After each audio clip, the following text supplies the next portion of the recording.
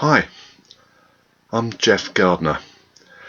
I'm going to read you the first few pages of my novel Pica, which is an environmentally themed fantasy novel.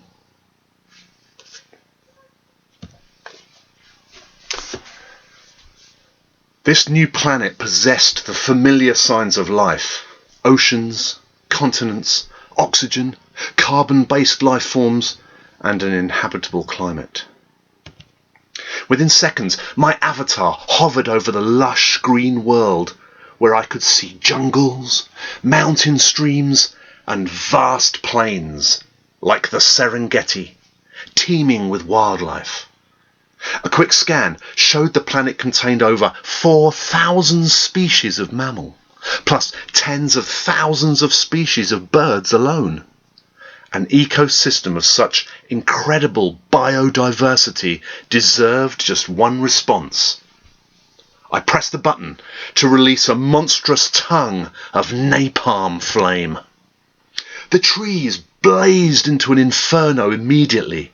Miles of forest wiped out in a single blow. Creatures stampeded in sways. Clouds of birds erupted into the air, fleeing the conflagration.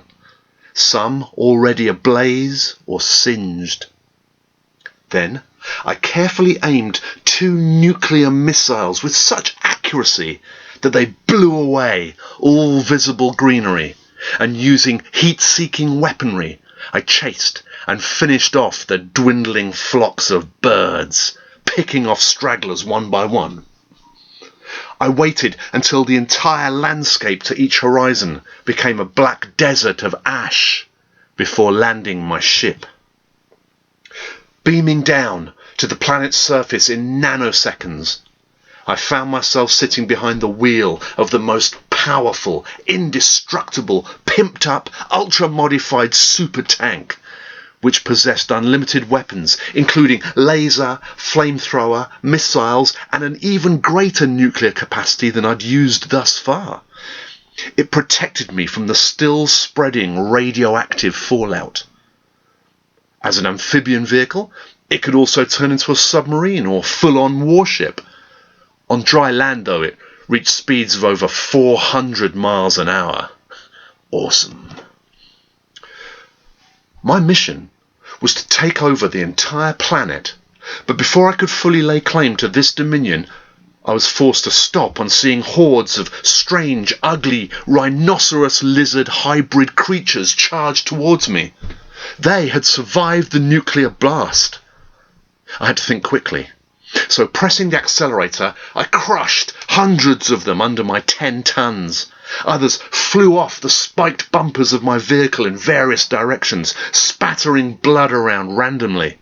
And with the simple press of a button, I scattered a few smart bombs and watched as limbs and gore spiraled before my bulletproof windscreen. I killed mercilessly and dropped 100 chemical bombs to pollute the rivers, kill off all vegetation, poison all living species, leaving the planet wiped of life and finally belonging to me. This world will be mine. Or at least it will after completing level 20 of Organic Apocalypse. Bring it on. Luke, dinner's ready. Mum's voice could just be heard over the explosions. I activated a series of chemical bombs to ensure the extinction of all existing life forms. I said dinner's ready, Mum called again. A flock of giant scarlet 6-legged mammals suddenly came into view. I wiped them out with a single gigantic flame. That felt good. Now I had to find a place to begin building the megalopolis, my giant city of concrete and chrome skyscrapers. My army of autominions were ready to be released. They would hunt down and kill off any surviving creatures, and then begin to build my giant cities and colonize the entire planet with me as their master, the conqueror of yet another world. Luke, did you hear me? Yeah, In a minute. No, Luke. Now. We have guests. Oh, how annoying. I was nearly there. Mission almost complete. Oh, I just need to save where I am. Hang on. Luke, you come down now. He heard Dad shout. The food is getting cold and we're all waiting for you. Yeah. Whatever. Parents just don't understand these things. All because adults prefer food which burns their mouths and can't wait a few moments. What consideration did they have for me exactly? I pushed my chair away with the back of my legs in contempt, hoping they'd hear it fall to the floor, and then some noisy stomping down the stairs would show them my feelings on the matter. I still felt angry as I walked into the silent dining room. 3 strange faces sat around the table. A boy in my place, and an elderly couple offering me fake smiles. Dad was in his usual chair, and Mum stood behind a pile of plates serving out. I checked out the boy. Guy, he looked a bit of a freak. You know the sort, a sado. Not a geeky type or a boff, more a bit of a loner, a victim. His clothes looked slightly grubby, and his hair was totally uncool, greasy and parted down the middle. I had to hold my nose to stop myself from sniggering. This was going to be one very dull meal. Mum sat down and lifted the lid off the casserole dish. Right then, please do help yourself to vegetables. The meal began with awkward silence and then stupid talk about the weather. The boy was introduced to me as Guy.